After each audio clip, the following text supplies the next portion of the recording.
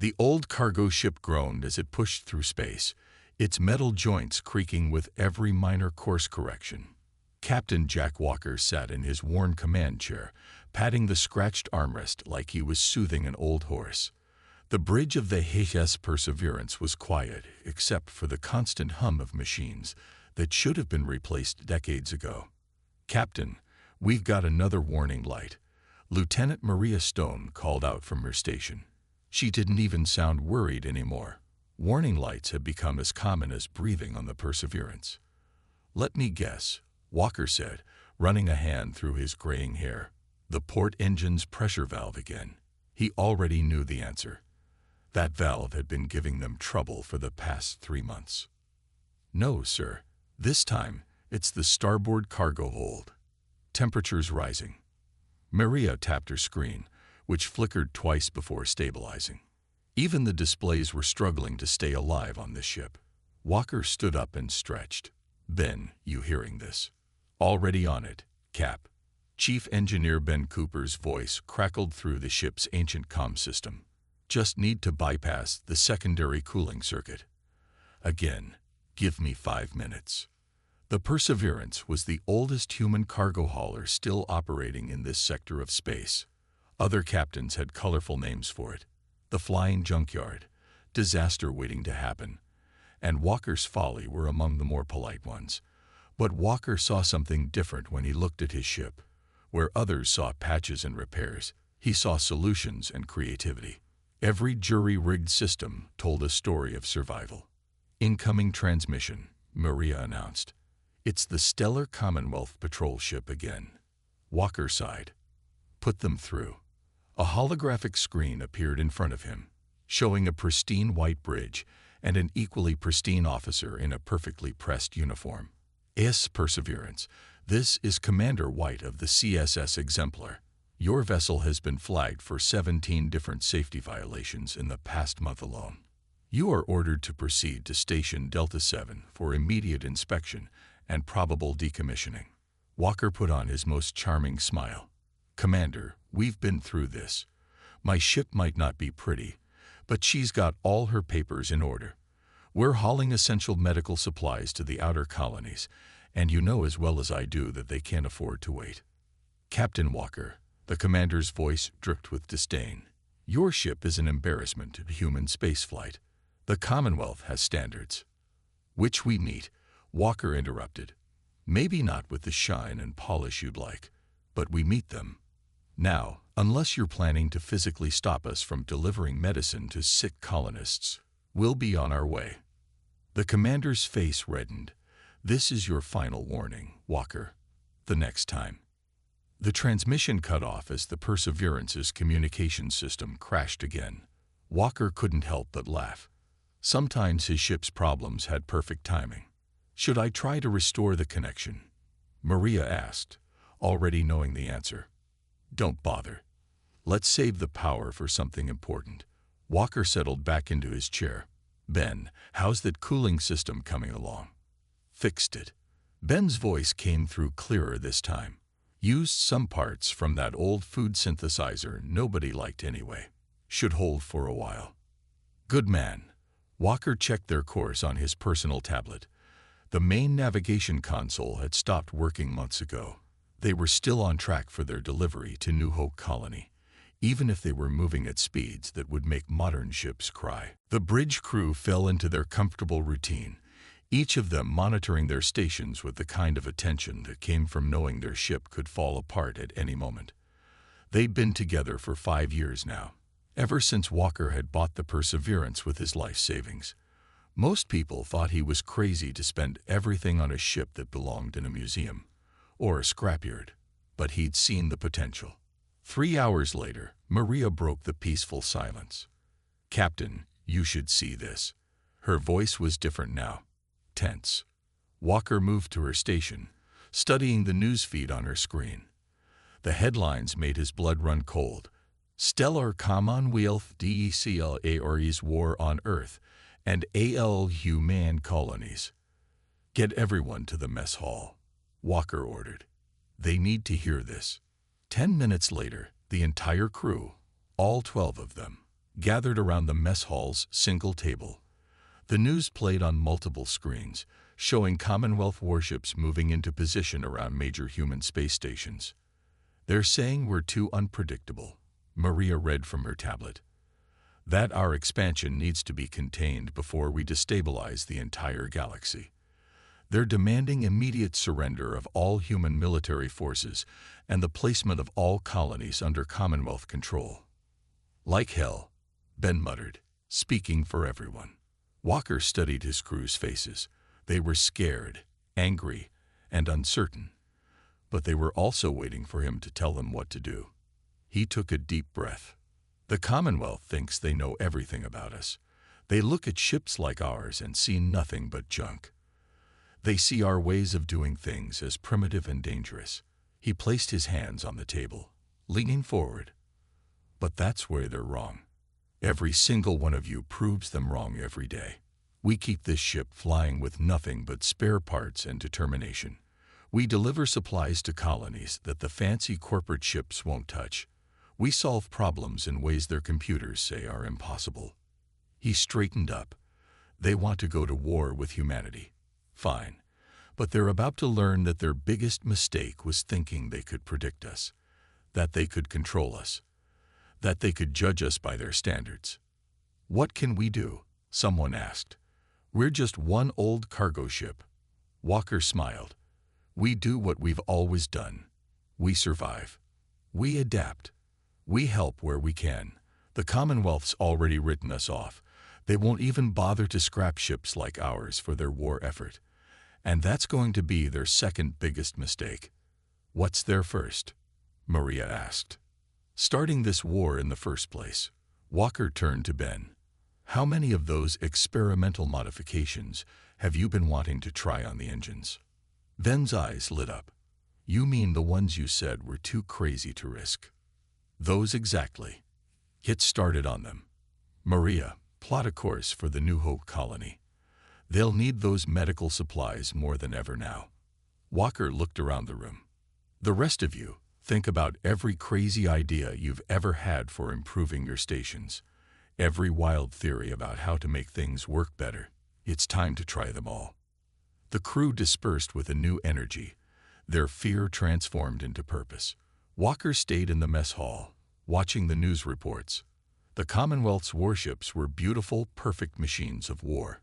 Every system optimized, every response calculated, every movement coordinated with computer precision.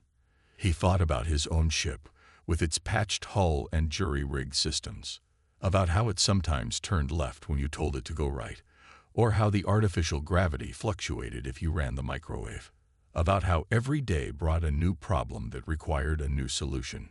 The Commonwealth thought this would be a simple war.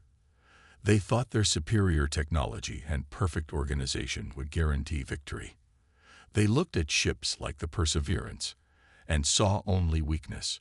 Walker smiled as he felt his ship shudder beneath his feet, already imagining what Ben was doing to the engines.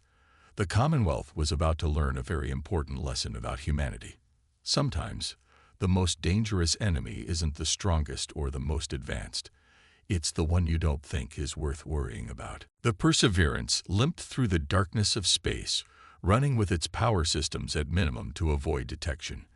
They'd just finished delivering medical supplies to New Hope Colony, sneaking past 2 Commonwealth patrol ships in the process. Now they were deep in what used to be neutral space, following a distress signal that nobody else seemed to notice. "I still think this is a bad idea," Maria said, checking the radar for the 10th time in as many minutes. "That signal doesn't match any known emergency frequencies." "Exactly why we should check it out," Walker replied, studying the strange readings on his tablet. "Commonwealth ships are too busy with their war to investigate anything unusual." Ben's voice crackled over the comm. "Captain, those engine modifications are holding steady, but I wouldn't push them too hard. We're basically running on prayers and duct tape right now." "Aren't we always?" Walker smiled. The modifications Ben had made over the past week had turned their old cargo hauler into something entirely new. The Perseverance could now change its power signature at will, making it appear as different types of ships to long-range scanners. It wasn't much, but it had kept them alive so far. The source of the distress signal finally came into view. It was a massive ship, easily 3 times the size of the Perseverance, floating dead in space. Its sleek design and pristine white hull marked it as Commonwealth technology, but something was off about it. "No damage that I can see," Maria reported. "No signs of battle or mechanical failure. It's just empty." "Running deeper scans now," Ben announced. "This is weird, Captain. The ship's putting out almost no power, but I'm getting readings that suggest its core is still active. And these designs, this isn't a normal Commonwealth vessel. The hull markings identify it as the CSS Innovator. It's some kind of research ship." Walker leaned forward in his chair. "Any signs of life?" "None," Maria confirmed. "But the internal atmosphere is still stable. We could board her if we wanted to."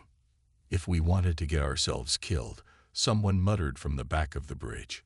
Walker stood up. "Ben, Maria, you're with me.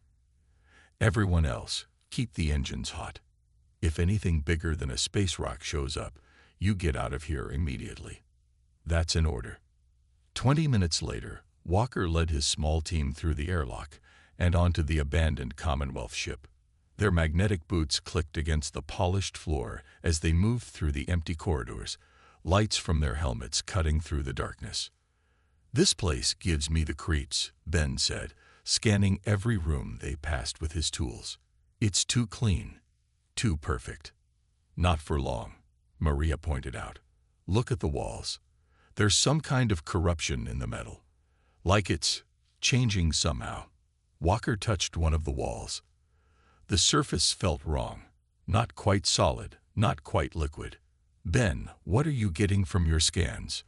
"Something incredible," the engineer breathed. "This ship, they were experimenting with some kind of adaptive technology, something that could change its molecular structure on command. But according to these readings, it got out of control, started changing in ways they didn't expect. They found the main research lab, and Walker felt his jaw drop. The room was filled with equipment he'd never seen before, but what caught his attention was the way everything seemed to flow together. Walls merged with computers, computers merged with tools, all of it connected in ways that defied normal engineering. They were trying to create the perfect adaptive system, Maria said, reading from a still active terminal. Something that could repair itself, evolve, become stronger. But they couldn't control it. The changes became random, unpredictable. They abandoned the project because it was too chaotic. Walker picked up what looked like a small cylinder from one of the workbenches. Unlike everything else in the room, it was separate, self-contained. "What's this?" Ben scanned it. "Some kind of control module. It's still active, but it's stable. They must have figured out how to contain small amounts of the technology." "Pack it up," Walker ordered. "Everything you can carry that isn't connected to the ship. Data cores, spare parts, anything that looks useful." "Captain," Maria's voice was worried, "you're not thinking of using their abandoned tech." "That's exactly what I'm thinking." Walker helped Ben carefully disconnect several pieces of equipment. "The Commonwealth threw this away because they couldn't control it. But we're not looking for control. We're looking for chaos." They worked quickly, salvaging what they could from the research lab. As they were finishing, Ben's scanner started beeping urgently. "Captain, the ship's power core is becoming unstable. The adaptive technology is spreading into critical systems. We need to leave. Now." They ran back through the corridors, which seemed to be subtly shifting around them. Twice they had to find new routes when they found passages had sealed themselves off. They made it back to the Perseverance just as the research ship's hull began to visibly ripple. "Get us out of here," Walker ordered as soon as they were through the airlock. The Perseverance's engines roared to life, pushing them away from the doomed vessel. Through the viewport, they watched as the CSS Innovator slowly collapsed in on itself, its perfect form dissolving into a chaotic mass before exploding in a burst of energy that their sensors couldn't even categorize. Hours later, after they'd put enough distance between themselves and the debris field, Walker stood in engineering with Ben, staring at their salvaged treasures. "I can integrate some of this with our systems," Ben said, excited despite his exhaustion. "The control module especially. It won't be pretty, but when has anything on this ship ever been pretty?" Walker grinned. "Do it. Start small. Keep it contained. We'll let it adapt to us instead of trying to force it to work the way the Commonwealth wanted." "You do realize this is completely insane, right?" Maria had joined them, arms crossed but eyes curious. "We're talking about using experimental technology that a highly advanced civilization gave up on because it was too dangerous." "Exactly," Walker nodded. "They gave up on it because they couldn't make it perfect. But we've never needed perfect. We just need it to work." Over the next few days, Ben carefully integrated pieces of the salvage technology into the Perseverance's systems. The changes were subtle at first. Power fluctuations stabilized themselves without any input, minor hull breaches sealed on their own, and the ship's aging computers began processing data in new and unexpected ways. "It's like the ship is learning," Ben reported, showing Walker the readings. "Every problem we encounter, every jury-rigged solution we come up with, it adapts and improves on it, but not in any way I can predict or control. It's doing things that should be impossible according to normal engineering principles." Walker watched as a crack in one of the view screens sealed itself, the material shifting and flowing until it was stronger than before. Normal engineering principles are what got the Commonwealth into this war. They think they can predict and control everything. But sometimes the best solutions come from embracing the chaos. The Perseverance shuddered slightly, its engines humming in a new tone that somehow felt right. In the darkness of space, its patched and battered hull began to shift, the salvage technology spreading through its systems like roots through soil. The Commonwealth had abandoned this research because they couldn't control it. But Walker and his crew didn't want to control it. They'd wanted to work with it, to let it grow and change in its own unpredictable way. The weakest ship in human space was about to become something entirely new, something that no Commonwealth computer could predict or understand, something that would show them the true power of human adaptability. The Commonwealth warships appeared out of hyperspace like angry wasps, their weapons already charged and targeting systems locked onto the small mining colony below. The colony's 1,000 inhabitants had nowhere to run. Their few escape pods wouldn't be enough, and no ship would dare break through a Commonwealth blockade. No ship except the Perseverance. "Battle stations," Walker ordered calmly, watching the enemy fleet through their newly adaptive view screen. The screen shifted and enhanced automatically, showing him exactly what he needed to see without any input. After 3 weeks of working with the salvage technology, the entire ship had become like this: anticipating, changing, evolving. 5 heavy cruisers, Maria reported. Standard Commonwealth attack formation. They're launching fighters. How many? 30. No, 40 fighters. All latest model. She paused. They haven't spotted us yet. Walker smiled. That was another thing their ship had learned to do.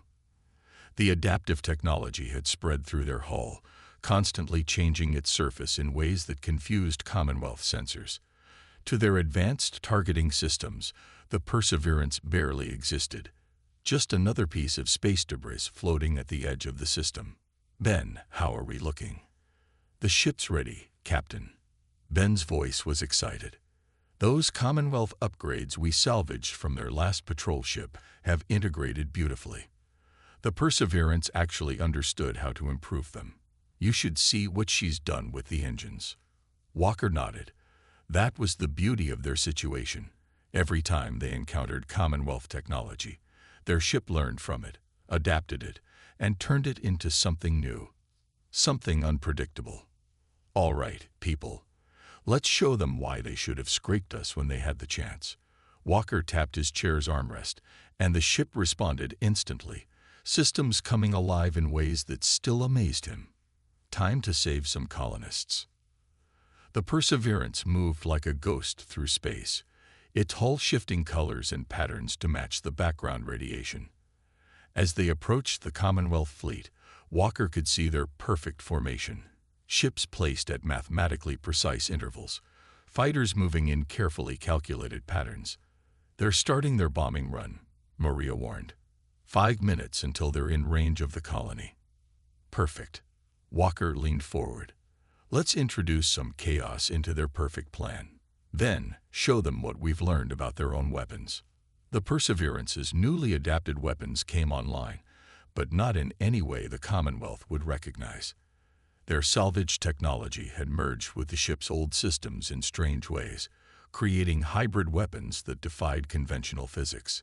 The first shot looked like a normal plasma burst, until it split into dozens of smaller projectiles that curved and twisted through space, following paths that no computer could predict. Commonwealth fighters scattered, their formation breaking as their pilots tried to evade weapons that didn't behave according to any known rules. "Direct hits on 3 fighters," Maria reported, amazement in her voice.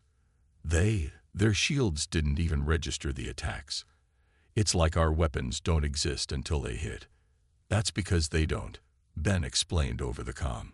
"The ship's somehow phase-shifting the plasma bursts. They're literally popping in and out of normal space until impact." Walker watched as more Commonwealth fighters broke formation, confused by attacks their computers couldn't analyze or predict. The larger ships were turning now, finally registering the Perseverance as a threat. But even their advanced targeting systems couldn't get a lock on a ship that kept changing its signature. "Time to make some noise," Walker said. "Send the signal to the colony. Tell them to start their evacuation. We'll keep the Commonwealth busy." The Perseverance danced through space, moving in ways that should have torn a normal ship apart. But their hull adapted with each maneuver, strengthening where needed, becoming more flexible where required. Commonwealth weapons fire passed through empty space as their targeting computers tried and failed to predict where the ship would be. "Colony reports first wave of evacuees is away," Maria called out. "Emergency pods are launching now. Commonwealth cruisers are repositioning." Another crew member reported. "They're trying to cut off the escape routes." Walker watched the enemy ships move into their new formation. It was perfect, of course. Every position calculated to maximize coverage and minimize blind spots. But perfect wasn't always better. "Ben, remember that trick the ship learned last week? The one you said was impossible." "You mean the jump drive modification?" "Captain, we haven't tested that yet. The ship came up with it on its own, and I have no idea how it works." "Sounds perfect." Walker grinned. "Do it." The Perseverance's engines howled as new energy coursed through them. The ship shuddered, and for a moment Walker thought they'd made a mistake. Then reality seemed to blur around them. They jumped, but not like a normal ship. Instead of moving through hyperspace in a straight line, they seemed to fold through multiple points in space simultaneously. The Perseverance appeared and disappeared at dozens of locations around the Commonwealth fleet, each appearance lasting just long enough to fire its impossible weapons before vanishing again. The perfect formation of Commonwealth ships dissolved into chaos. Their computers, programmed to respond to normal tactical situations, couldn't handle a threat that ignored the laws of physics. Shots meant for the Perseverance hit other Commonwealth ships instead. Fighters crashed into each other trying to dodge attacks that came from everywhere and nowhere. "Colony reports 60% evacuated," Maria said. "But the Commonwealth is launching a second wave of fighters." "Good." Walker watched as their ship's systems adapted again, learning from the battle in real time. "Let them come. The more ships they send, the more the Perseverance learns." The next 10 minutes were pure chaos. The Perseverance moved like a ghost through the battlefield, its weapons becoming stranger and more effective with each shot. Commonwealth fighters found their own systems turning against them as the adaptive technology reached out through their targeting scans, infecting their computers with its unpredictable nature. "Colony evacuation complete," Maria finally reported. All civilians are away. Walker nodded. Time to leave our mark. Ben, remember those Commonwealth missiles we salvaged? The ones the ship rebuilt? Yeah. But Captain, I still don't know exactly what they'll do. Let's find out. Target their command ship. The missiles launched, looking like standard Commonwealth weapons at first. The enemy ships ignored them, their defense systems recognizing friendly signatures. Then the missiles changed, their forms shifting and splitting like liquid metal. By the time the Commonwealth realized the threat, it was too late. The explosion wasn't like anything Walker had ever seen. It rippled through space in impossible patterns, bypassing shields and armor as if they didn't exist. When it was over, the Commonwealth command ship was still intact. But its perfect systems were corrupted, infected with the same chaos that powered the Perseverance. All ships, break off and retreat. The Commonwealth Admiral's voice crackled over all frequencies, fear evident in his tone. The target vessel is not what we thought. Repeat, full retreat. Walker watched as the mighty Commonwealth fleet fled, leaving behind their damaged command ship and dozens of floating fighters. The Perseverance had done what no human military vessel had managed. It had forced a Commonwealth battle group to retreat. Send a message to Earth Command, Walker ordered. Tell them we found a way to fight back.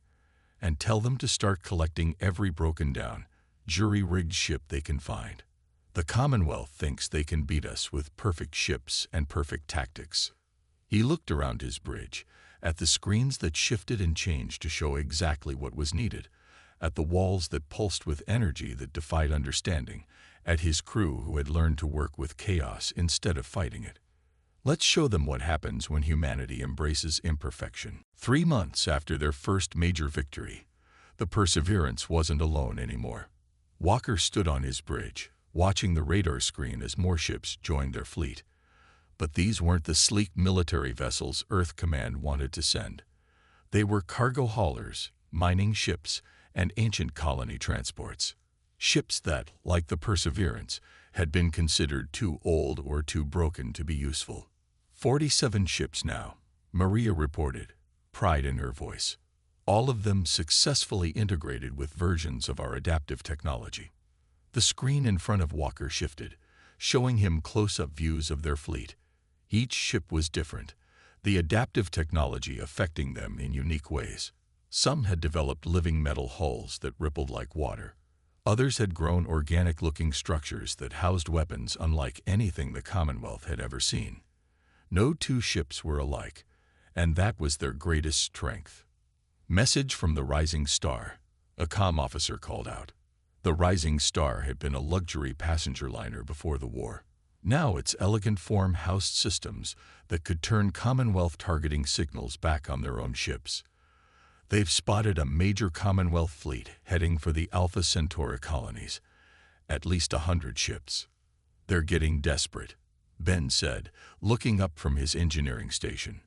The station itself had evolved, its controls adapting to work perfectly with his particular habits. Ever since we shared our technology with other ships, they haven't won a single major battle. Walker nodded. The Commonwealth's perfect tactics were falling apart in the face of ships that ignored the laws of physics. Their standardized fleets couldn't handle enemies that changed their very nature mid-battle. But Walker knew they wouldn't give up easily. All ships, battle formations, he ordered, then smiled at the irony of those words. Their ships didn't do formations, not really.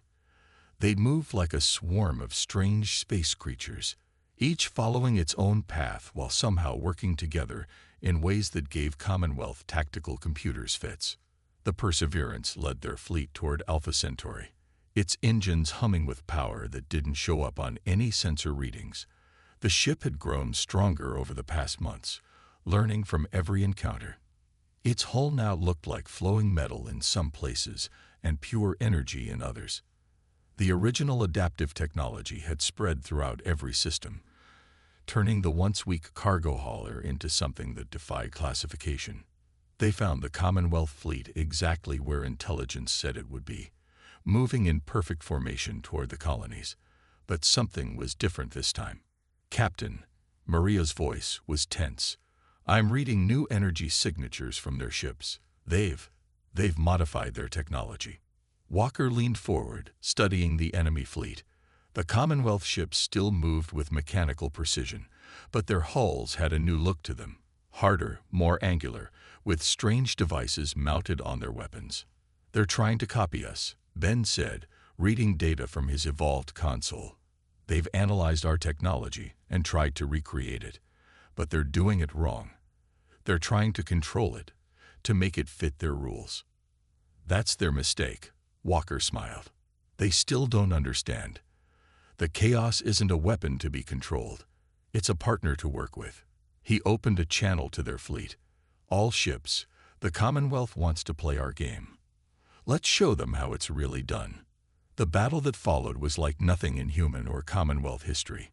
The Commonwealth ships fired weapons that twisted through space like the Perseverance's, but their attacks were rigid, programmed, predictable.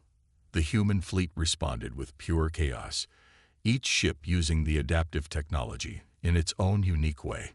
A former mining vessel turned itself into pure energy for 3 seconds, passing through a Commonwealth battleship and leaving the larger vessel's systems corrupted with impossible data.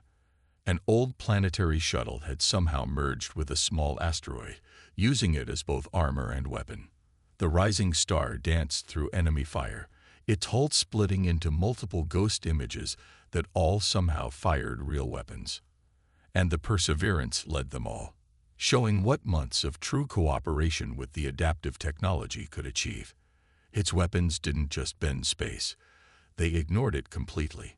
Shots fired from its guns existed in multiple places at once, or traveled backward in time to hit ships where they had been moments before. "Commonwealth fleet is breaking formation," Maria reported.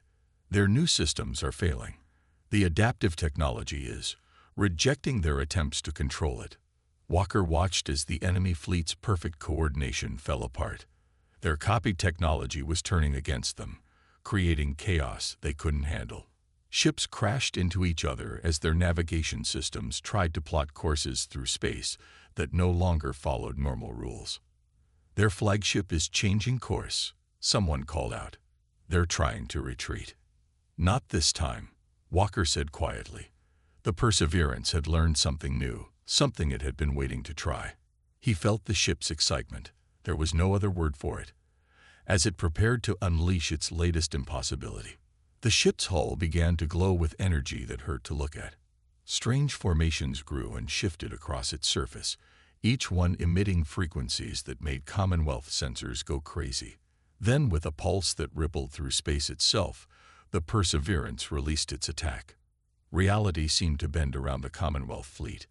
Their ships' perfect formations, their calculated distances, their measured responses, all of it became meaningless as space itself stopped behaving according to their computer's understanding of physics. Ships found themselves overlapping with their own positions from moments ago. Weapons fired at enemies hit nothing because their targets existed in multiple places simultaneously. "What did we just do?" Maria asked, staring at her readings in disbelief. "I think," Ben said slowly, "the ship just weaponized uncertainty itself. It's not just affecting their ships, it's affecting the way their computers understand reality." The Commonwealth fleet was in complete chaos now. Their attempts to copy the adaptive technology had left them vulnerable to its true nature. Ships were powering down, their crews unable to trust any readings or responses from their own systems. Others were firing blindly, their weapons passing through space that might or might not contain their targets. "All ships, target their flagship," Walker ordered. "Let's end this."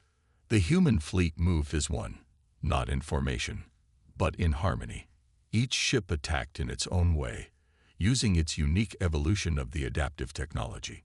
The Commonwealth flagship, its perfect systems corrupted by its own failed attempt to control chaos, never had a chance. The explosion was visible from 3 systems away.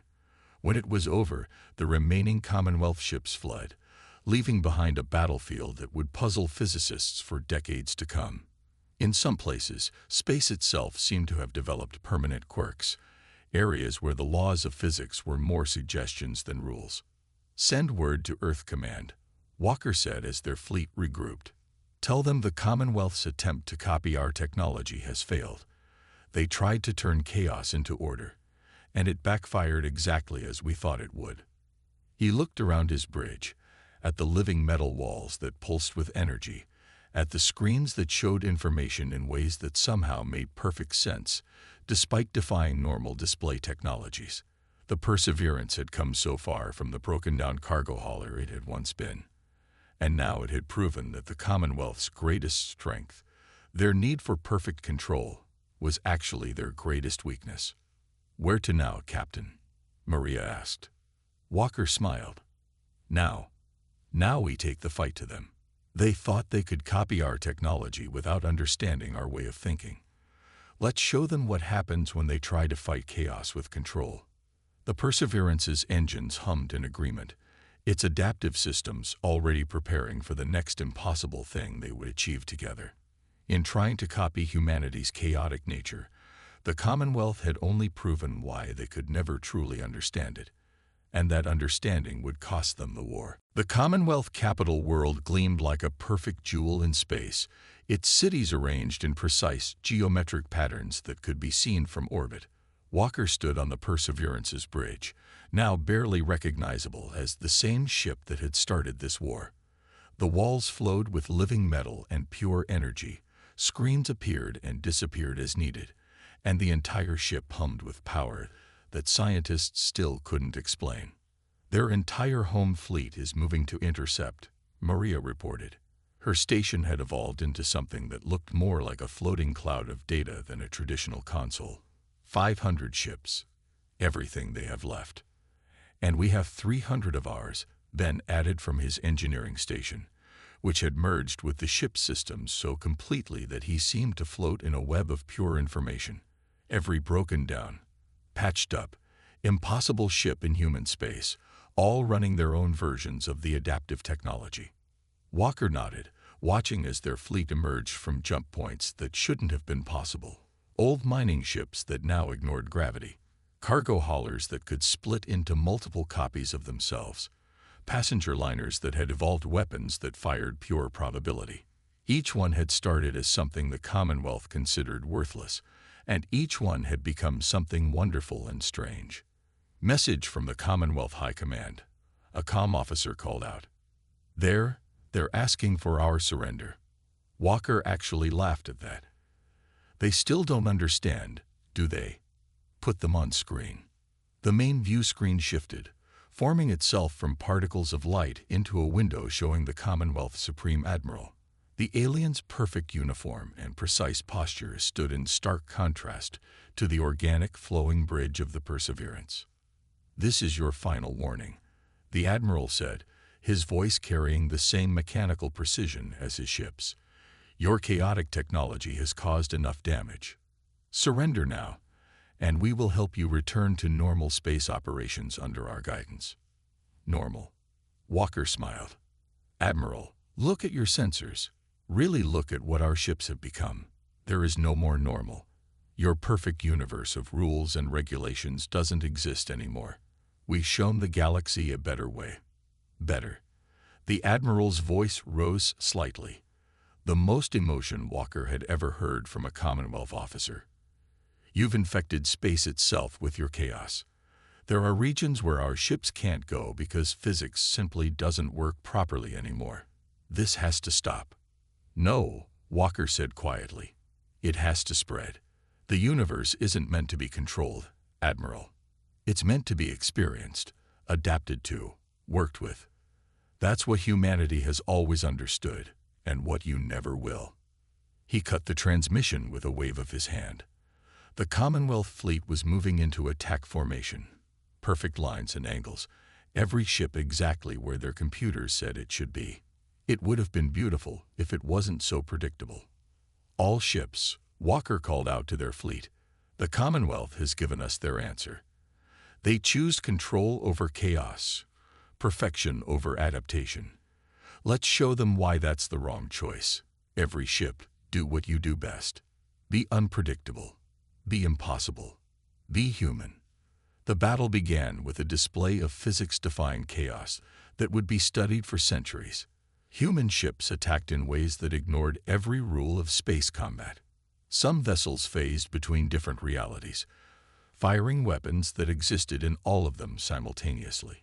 Others created temporary time loops, trapping Commonwealth ships in moments that repeated until their perfect systems crashed. The Perseverance led the charge, now fully evolved into something that was more concept than ship. Its hull shifted between solid metal, pure energy, and states of matter that had no names.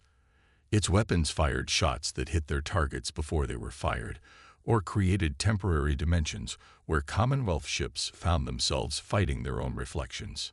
"Their formation is breaking," Maria reported with satisfaction. "Their computers can't handle the contradicting data from all our different ships." She was right. The Commonwealth's perfect fleet was falling into disarray. Their attempts to maintain formation became impossible as space itself seemed to warp and twist around them. Human ships weren't just fighting them. They were changing the very rules of the battlefield. "They're launching their new weapon," Ben warned. "The one they think can counter our technology." Walker watched as the Commonwealth flagship released what looked like a wave of pure order, a field of energy that tried to force reality to behave according to their rules. For a moment, it seemed to work. Human ships near the wave began to lose their impossible abilities, their adaptive technology struggling against the enforced normalcy. But then something wonderful happened. "Captain," Ben called out, excitement in his voice. "The ship, it's doing something new." "They all are." The Perseverance shuddered, its entire form vibrating with energy. Around them, other human ships were doing the same. The adaptive technology that powered them wasn't fighting against the Commonwealth's wave of order. It was absorbing it, learning from it, changing it. Of course, Walker breathed. That's what they never understood. Chaos doesn't fight order. It embraces it, adapts it, transforms it into something new. The wave of order hit their fleet fully, but instead of forcing their ships back to normal, it became part of their chaos. Human vessels began using the Commonwealth's own order as a weapon, creating areas where physics worked so perfectly that their enemies' ships couldn't function. Perfect order, it turned out, was just as impossible as perfect chaos. "Commonwealth fleet is in full retreat," Maria announced. Their flagship is evolving." The Commonwealth's massive flagship was changing, its perfect form twisting as the adaptive technology finally broke through their controls. The ship seemed to be trying to adapt in 1,000 different ways at once, its crew unable to stop the transformation they had fought so hard against. "Open a channel to all Commonwealth ships," Walker ordered. When the channel was ready, he spoke clearly. "This is Captain Walker of the HSS Perseverance. Your flagship is experiencing what happens when you try to control something that's meant to be free. Order and chaos aren't enemies. They're two parts of the same whole. Surrender now, and we'll help you understand that." The Commonwealth fleet hung in space, watching as their flagship continued to change. Finally, the Supreme Admiral's voice came through, sounding tired, and for the first time, uncertain. Perhaps we were wrong. We thought humanity's chaos would destroy the galaxy. Instead, you've shown us a new way to exist within it. We surrender." The war ended not with a final battle, but with a transformation. The Commonwealth learned to accept that their perfect order wasn't the only way. Human ships, led by the Perseverance, began teaching them how to work with the adaptive technology instead of trying to control it. Walker stood on his bridge one last time, preparing to meet with the Commonwealth leadership. His ship had changed so much from the broken-down cargo hauler it had once been, but in many ways, it was still the same. It still solved problems in unexpected ways. It still survived against impossible odds. It was still perfectly imperfect. "You know," he said to his crew, "they called us the weakest ship in the galaxy once. Said we weren't worth scrapping. Shows what they know." Ben grinned, his station rippling with agreeing lights. "No," Walker smiled. "They were right. We were weak. But they never understood that being weak, being broken, being imperfect. That's what made us strong. Because when you're not perfect, you learn to adapt. And adaptation is the greatest strength of all. The Perseverance hummed around them, its systems pulsing with energy that defied understanding but felt somehow right. It had started as the galaxy's weakest ship and become its greatest nightmare, not through strength or power, but through the very imperfection the Commonwealth had despised. And in doing so, it had taught the galaxy that sometimes the greatest victories come not from being the strongest, but from being strong enough to embrace your weaknesses and turn them into something wonderful and new.